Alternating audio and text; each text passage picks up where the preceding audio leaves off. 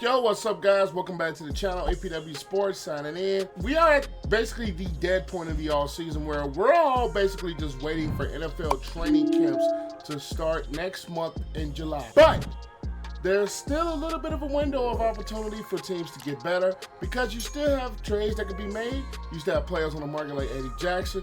You still have Justin Simmons, Stephon Gilmore, Michael Thomas, players like that are still on the market for teams to sign. And speaking of those trades, today we're looking at one possible trade that each NFL team can make to possibly get themselves better for 2024. Not to make this long, without further ado, let's dive into it.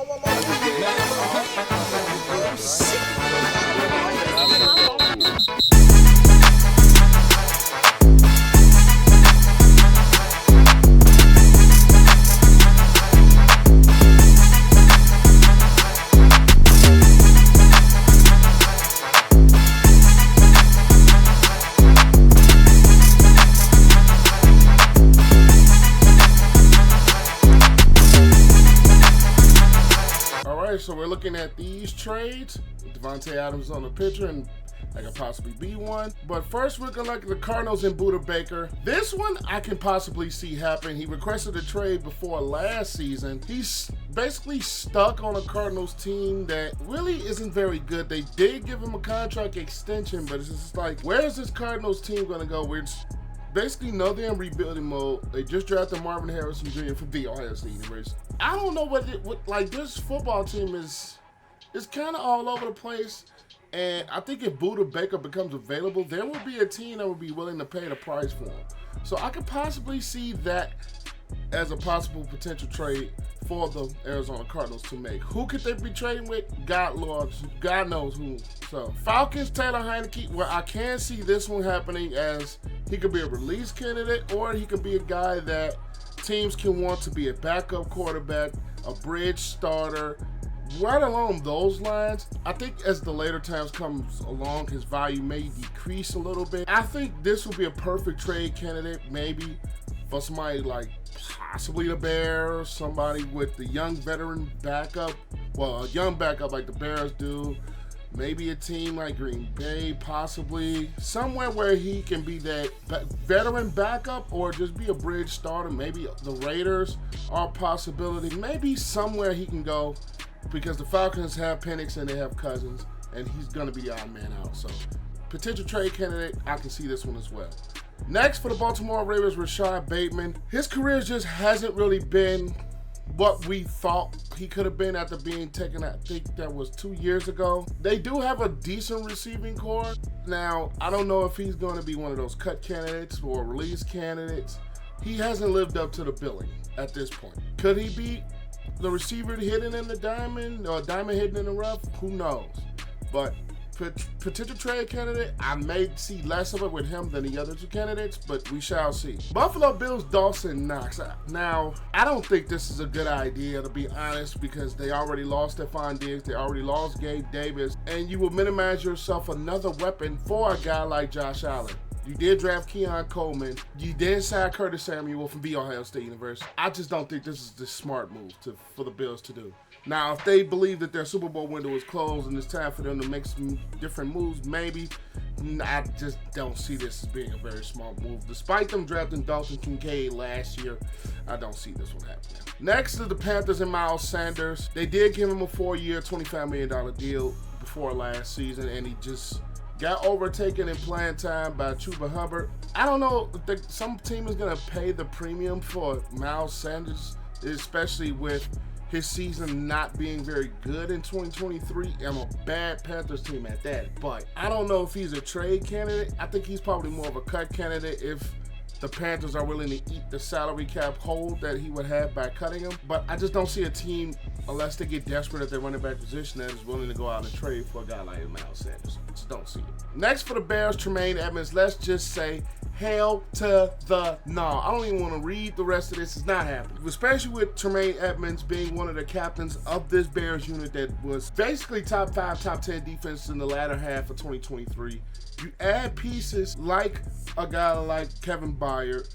You have Montez Sweat. You have Jaylon Johnson. You have basically the core of your defense coming back, and trade candidate. As a Bears fan and as somebody who knows football, hell no. And the Bears just paid him that big deal. And they would have to eat, no, hell no. Next.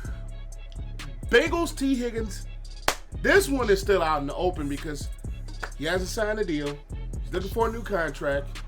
And who knows what's going to happen between now and July for T. Higgins. So this one could be a possibility. You could possibly add Trey Hendrickson to this list as he's looking for a contract as well. So this will make some sense if a team is willing to pay him. The team is willing to pay him and the team needs some wide receiver help to trade for T. Higgins. And T. Higgins' frustrations with the Bengals and contract negotiations hires, this one is an easy to see thing happen. T. Higgins, I can see. For the Bengals standpoint, I will probably try to get him some money. I will probably pay him because outside of Jamar Chase, it's not much. I don't say not much, but he's a big help, especially with the departure of Tyler Boyd. I would go, the Bengals, I would get T. Higgins. If I was somebody else, I would try to go get him if they need him. So I can see this one happen. The Browns, Dorian Thompson-Robinson, I don't know, especially when you got Deshaun Watson, who's basically a question mark even after the contract you signed him. He's basically a question mark. Joe Flacco is no longer there on the roster. They did sign Tyler Huntley. They did sign Jameis Winston. He could be an odd man out, so who knows? And I like that they got a roster full of black quarterbacks. Let's just shout out to the Cleveland Browns for that. But Dorian Thompson-Robinson, he could be a possible candidate if they feel Winston and if they feel Huntley are more footing to the bill than Robinson. So I can see this one. But shout out to the Browns for black quarterback. Dallas Cowboys, Marquise Bell. And I'm not gonna lie, I'm not too familiar with Marquise Bell, but this defense they really plummeted in the playoffs. And they don't have a guy like Jaylon in the door. They don't have Stephon Gilmore anymore. They do have DeJuan Bland and Trayvon Diggs coming back from his torn ACL. I'm interested to see what they're going to do with their safety spot with Bell, but possibly, maybe that Dan Quinn is out the door, so he's an off-bound linebacker for them, so we shall see. Denver Broncos, Cortland Sutton. If I were the Denver Broncos, I mean, you could get some value for him because Cortland Sutton is a very underrated receiver that we have in the NFL today. But my problem with the Broncos is, what else do you have around in developing Bo Nix or Zach Wilson if you intend to play him? What else do you have him to help him develop? Because we've seen with quarterbacks, they need pieces to help them develop. And Cortland Sutton, he can, mind you, get value on the market, just like a guy like a T. Higgins, but you're going to need somebody for that new quarterback to throw the football to. So Cortland Sutton, I think he's underrated, and I think maybe trade candidate. I wouldn't do it if I was Denver, but if I was another team and I tried to you're probably going to have to give up a little bit to get him, so I wouldn't do it if I was Denver. John Kaminsky. Now, they did add Marcus Davenport from the Saints, I believe he was on. Yes, Saints. Aiden Hutchinson, or Davenport was on the Vikings last year. Correct me in the comments. But Aiden Hutchinson to pair with him, I think you could keep Kaminsky for like that depth purposes, but if they feel they need some help otherwise, on the defense that did play better in the latter half, despite them losing to the Bears later on. But I don't know. I mean, from according to this, he did take a substantial pay cut, so I would probably keep him if I was the Lions, just to have some depth on that defensive front, but who knows? Preston Smith, this is an interesting one because this Green Bay defense is going to be a brand new looking defense now with the new defensive coordinator. And Rashawn Gary played better last year. They do have Preston Smith. He's at 31, but he's played solid throughout the last couple of years of his career. Now, will a team be moving to pay that price? I'm not sure. And if the Packers think they're in that window, I think you keep them. But who knows? They did draft Lucas Van Ness last year, but I'm not sure if you just trade Preston Smith to take a chance on Van Ness just yet, because I just don't think you've seen enough of Van Ness. Next, Robert Woods. This is a perfect one. A team can use a veteran wide receiver who he has had some injury problems probably the last couple of years. He did get lost in the shuffle with the Houston Texans, and I probably can bet on him not being back in Houston. And he doesn't have an expensive deal. He signed 2 years of $15 million last year. So if a team needs some veteran wide receiver presence, i.e. possibly a Denver can use some veteran help, or a team that needs some more veteran presence, maybe someone like Detroit, I don't know. Or you could possibly throw the Chargers in there that can use some veteran wide receiver presence, because Robert Woods, I still think, is a very solid receiver and can help a football team. I just think he's lost in the shuffle with the Texans, and I could easily see him being a cut trade candidate. Next, we're going to have Tyquan Lewis from the Ohio State University. To be 100% honest, I mean, the Colts defensively, it's been a brand new team since Eberflus left on the defensive side of the ball. I'm not sure about this. They did draft Latu, if I'm pronouncing that right. And they have Ebukon, they have Pay, even though Pay hasn't really lived up to some of that first round billing. And I'm not sure if you trade him. I think you keep him. Jacksonville Jaguars, Cam Robinson. I don't think he's a trade candidate, but he has been dealing with some injuries. I'm not sure if you would trade him. He's not elite, but he's one of those players that just gives you consistency. He's not great, but he's not terrible. They have maybe Walker Little in the back, but I mean, there is some teams that could probably go get that tackle that they can use to be depth-wise on their roster, but I don't think if I was the Jaguars and where they need to go, I think I'd keep Cam Robinson. Chiefs, Sky Moore. This is interesting because the Chiefs have no weapons. We're waiting on a Rashee Rice suspension. They did draft Xavier Worthy. Kadarius Toney's hands was made of bricks. So, and they did add Marquise Brown, but I've always said Marquise Brown is not a number one receiver. And as good as Travis Kelce has been throughout his career, you can see the glimpses of his career is starting to go down a little bit. The end, I'm not going to say the end, but the decline is starting to come. So, Sky Moore hasn't lived up to what many people, including myself, thought he could have been in this Chiefs offense. But if the suspension of Rashee Rice is real and you really don't have much, I think you keep him, because I don't think you're going to get a lot of value for him. Today's video is brought to you by Cellular C4. This is a product that I personally use before I even decided to partner with them. And the first thing I got introduced to was the energy drinks by C4. This right here is a fruit punch flavor. They have many other flavors. They have popsicle flavors that just dropped. They have Skittles, Starburst, all the type of flavors that you want. To help you get started with your day, you can wake up in the morning before you start your day and drink you one of those. And also before you get that workout in, when it's workout day, you can take you some pre-workout to help you get the boost in your workout. All the products, 0 sugar, low calories. This is a great product to take you in your workouts and your journey on fitness to the next level. And I am happy to partner with a product that I was already using in my own personal life. And I will leave my code in the description below to save you guys 20% on your first purchase of C4, of their workouts. They even have muscle recovery to help boost after workouts.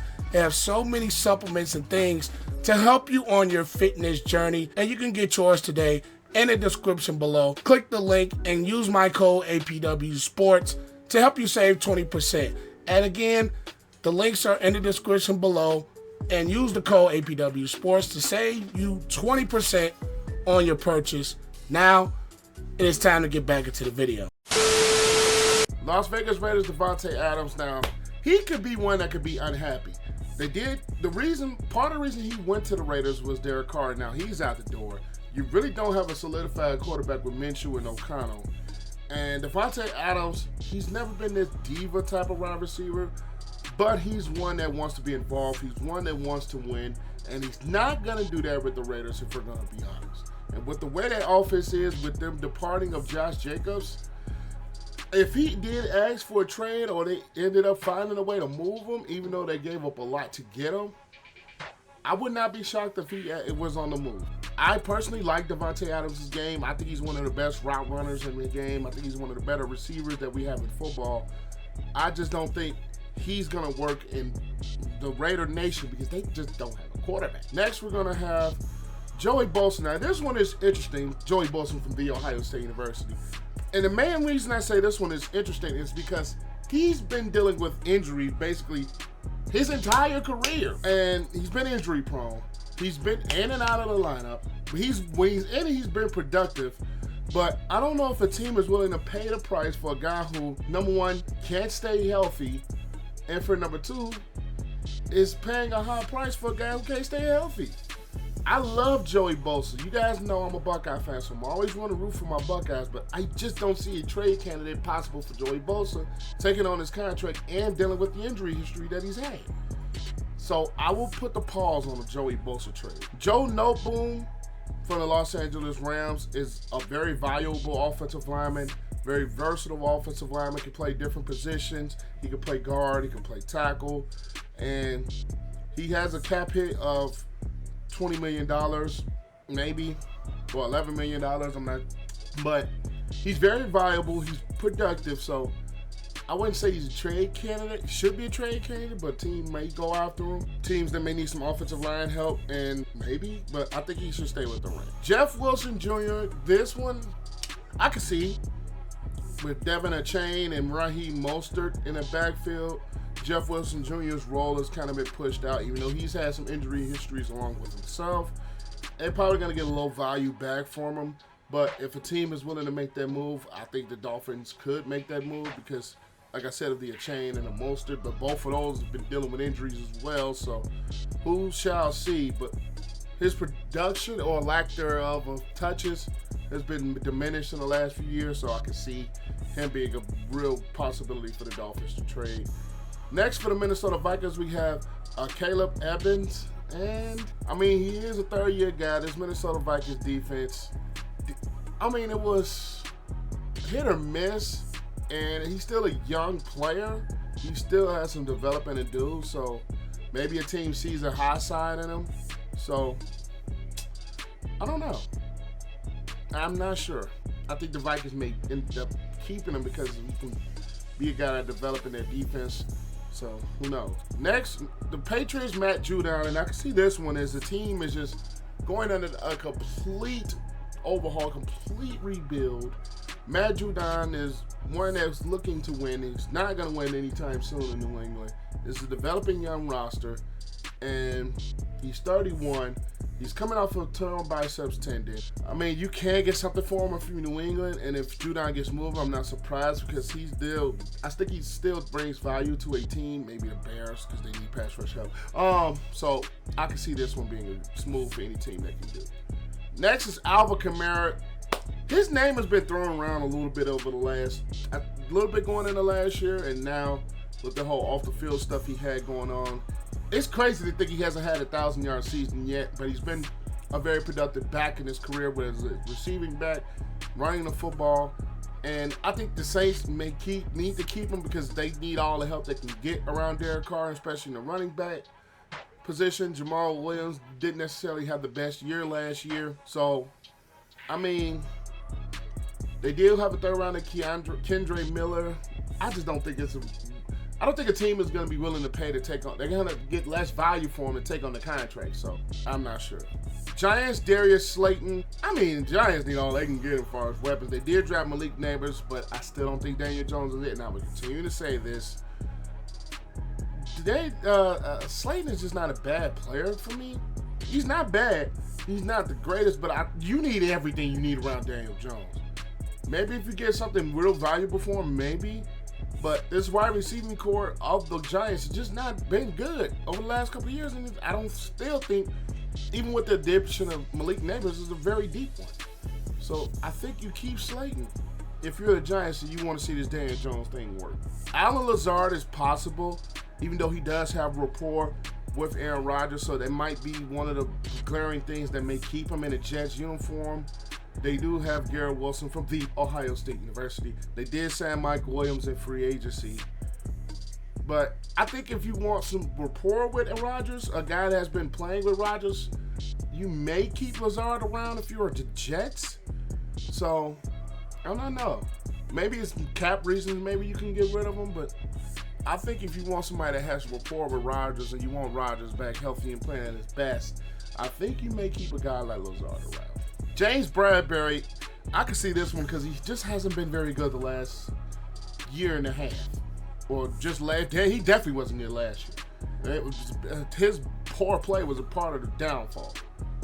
So, I can see that, especially with them drafting 2 quarterbacks with DeJean and Mitchell. And this past draft, I can see Bradbury being the guy that they move on from. And I would not be surprised if they moved on from him. And Darius Slayer's getting a little bit older. So I could see a guy like Bradbury being the odd man out with Philadelphia Eagles secondary. Steelers is Dan Moore. They have spent some resources on this offensive line over the past couple of years. So I could see him being a guy out. But the Steelers' offensive line just wasn't really the best in 2023. The running game wasn't necessarily what we thought it could have been. And you do have new quarterbacks with Justin Fields, my guy from the Ohio State University, and Russell Wilson. Maybe he can be a guy that can contribute, maybe not. So we shall see. Because Broderick Jones is probably solidified as a starter on that offensive line. So we shall see. 49ers Deebo Samuel. This is interesting because his name has been thrown around a little bit as of late, and I've been seeing the rumors. I think you get rid of IU before you get rid of him, even though Deebo Samuel has dealt with some injuries in his career. And Deebo Samuel is a big piece of what the 49ers like to do on offense. And I don't know. I don't think that one's a little bit tough because maybe you could possibly get something good for him. He has a big cap hit, so I don't think it's going to be an easier deal to get rid of Deebo Samuel if the 49ers continue to go that way. I just don't think you do this. Despite him being injured, having some injury problems, that cap hit and his production when he's healthy, I think you take another chance on Samuel. Because that means that one of those guys, Ayuk and Samuel, if they're thinking about it this way, are going to be out. They just gave Juwan Jennings a contract extension, so I'm not sure. Seahawks Tyler Lockett. Well, this one's a little bit tough. You do have Jackson Smith-Njigba, who you drafted last year from the Ohio State University.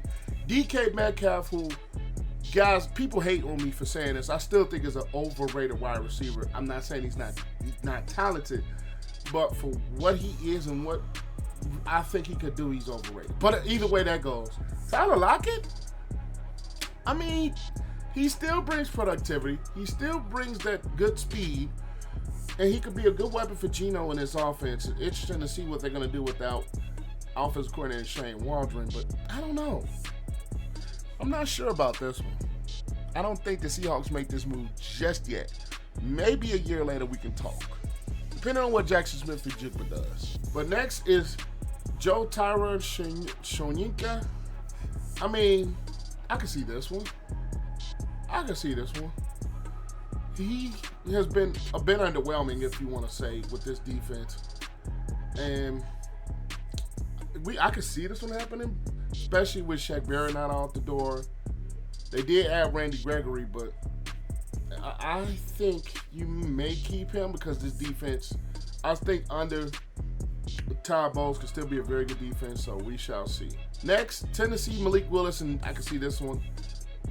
Odd man out the door. Tannehill's no longer in the door, but we're probably going to assume Will Levis is going to be the starter.